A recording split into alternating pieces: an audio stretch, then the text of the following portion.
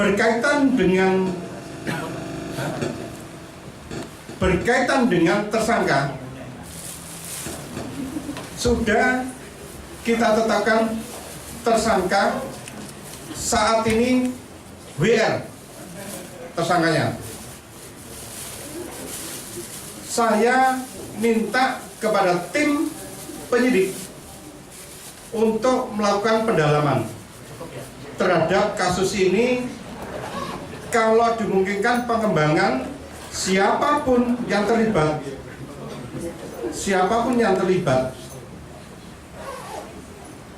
dan cukup bukti, silakan untuk ditetapkan menjadi tersangka.